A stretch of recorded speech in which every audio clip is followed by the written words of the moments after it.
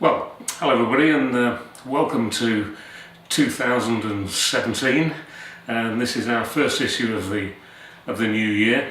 I trust that 2017 is going to be, well, just a little bit more benign for us than 2016 was. That seemed to be quite an eventful year for many of us. Let's hope that this 2017 is going to be a little bit quieter, but nevertheless prosperous and profitable for all of us. So let's hope that, shall we?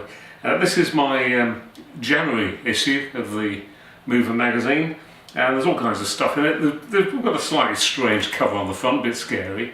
It's all about cyber crime, and there's a story in here about the types of ways in which these criminals can get into your systems, and giving you a bit of a clue about how you can prevent them doing their damage, and instructing your employees along the right line so that they don't do things that are going to be able to make life easy for these sort of people. But there's all kinds of stories in here this time. What else have we got? Now this is an interesting one. Companies get bought and sold, and there was a story in here about a company called Argo Transport. It's in the UK.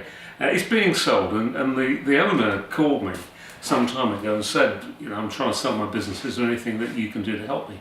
And I thought, well, actually, yes, there is, because normally when somebody sells a business, they want to keep it a bit quiet because they don't necessarily want to tell all their staff what they're doing ahead of time.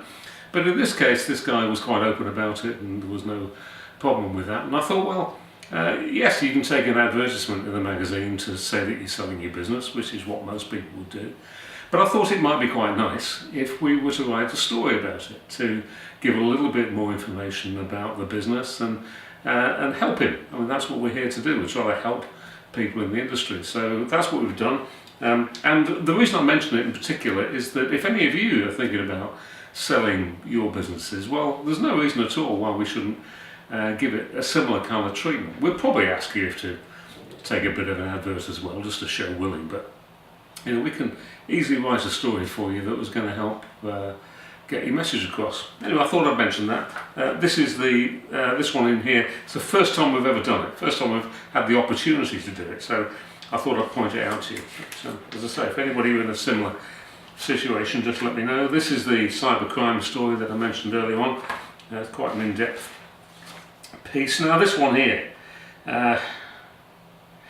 this guy, this is all about, well, it's not about, it's written by a chap called Ted Simon. Now, some of you may know Ted Simon. He's an old friend of ours. He's a motorcyclist. He was a journalist, and he travelled around the world in the 1970s on a Triumph motorbike, and he had lots of adventures along the way. And more recently he did it again. He's now quite an old man, but he did it on a BMW motorbike this time. He's written about it in various books, and he writes magazine articles, newspaper articles, blogs, all those kind of things. And we came across him the other day, and he had a very interesting take on what has been happening with American politics recently. He's lived until very recently in California. He now lives in France. But I thought we'd reproduce it for you, and so that's Ted's story, Ted Simon's story.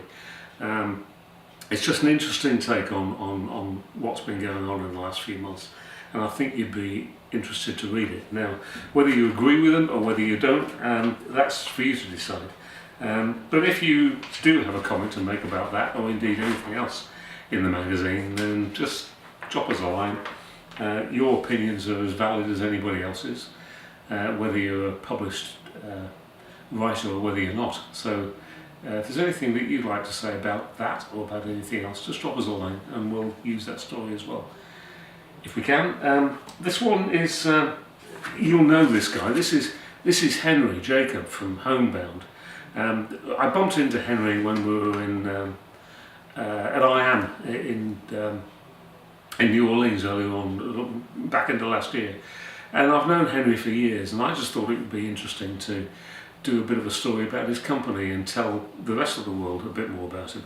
People, you know, we meet these people at conferences and maybe don't always get the chance to work closely with them, but I just think it's nice to know a little bit more about them than just the image that you see in the hotel lobby. So that's why I've done that story. That's about Henry at Homebound. What else we got here? Oh yes, another character in the industry. This is Patrick O'Man. He sold his company.